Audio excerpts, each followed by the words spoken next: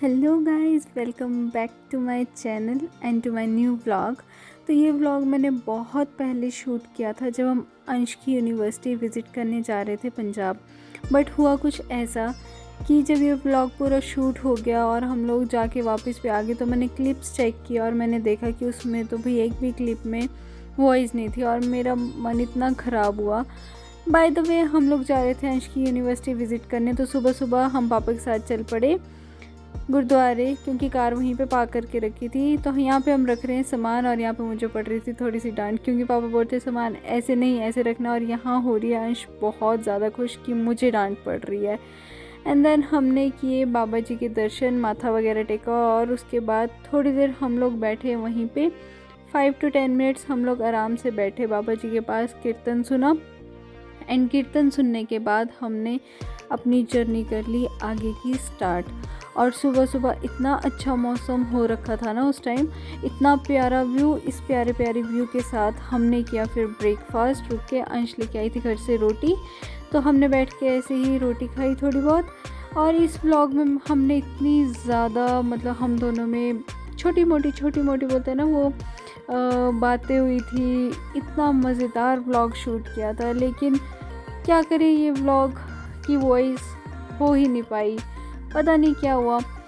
But फिर उसके बाद अंश ने बोला कि मुझे कार चलानी, क्योंकि हम लोग ड्राइविंग सीख रहे थे।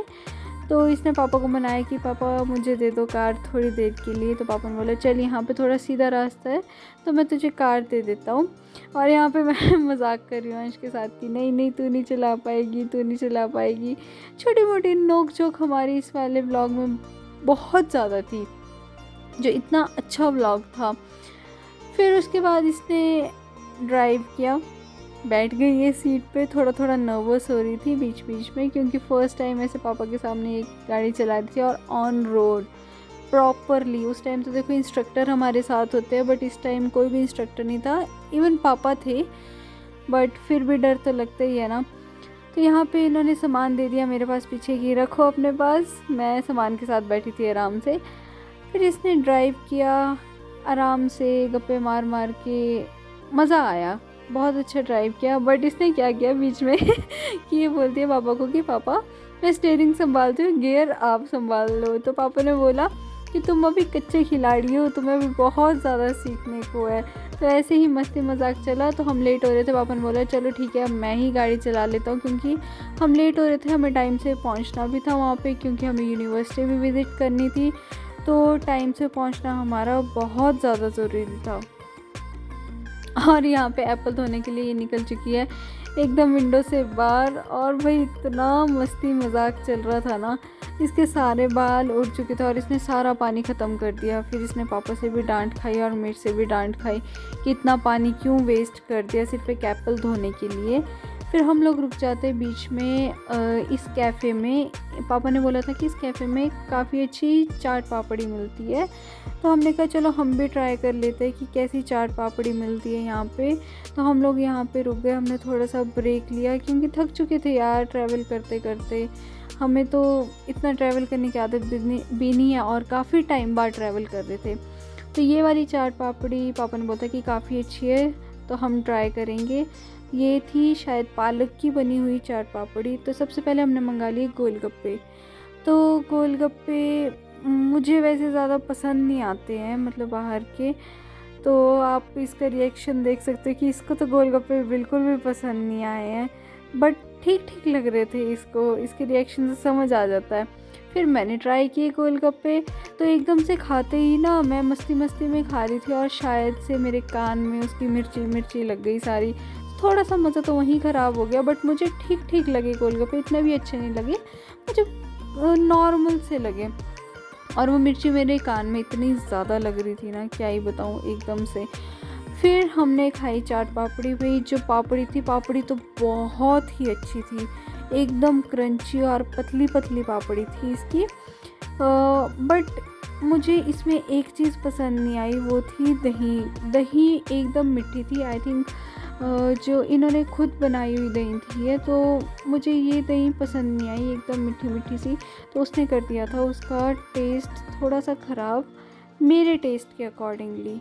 आप मेरी शक्ल से पता लगा सकते हो कि मुझे इतनी पसंद नहीं आई पापड़ी। मुझे इसका क्रंचीनेस काफ़ी अच्छी लगी थी, बट मुझे दही की वजह से उसका टेस्ट सो हो गया था। बाकी मुझे ठीक लगी, मुझे टेस्टी लग रही थी वो पापड़ी।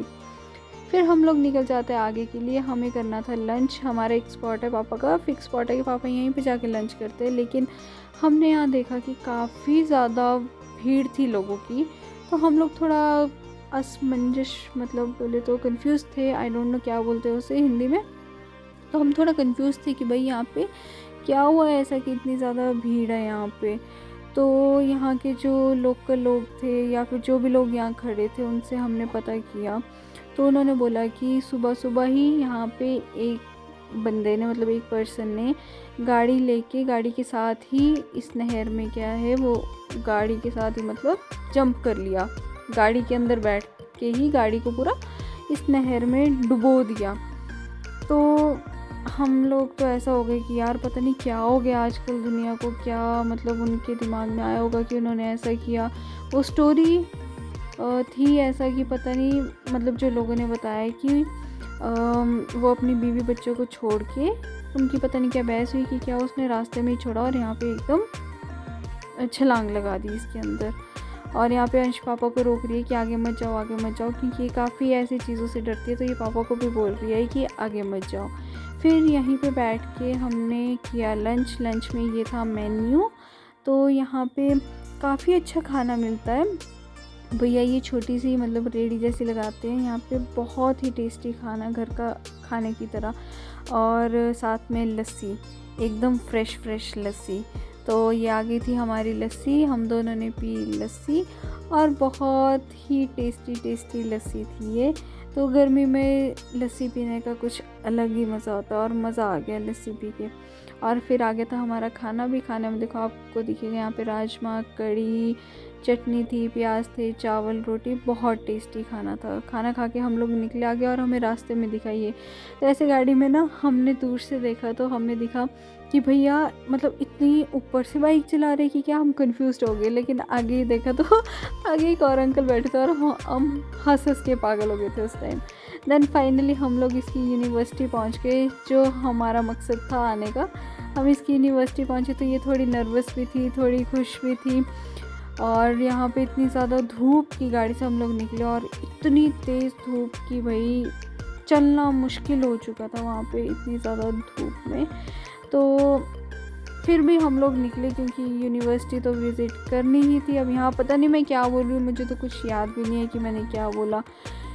फिर उसके बाद हमें एक मैम ने वहाँ पे पूरी यूनिवर्सिटी विज़िट कराई।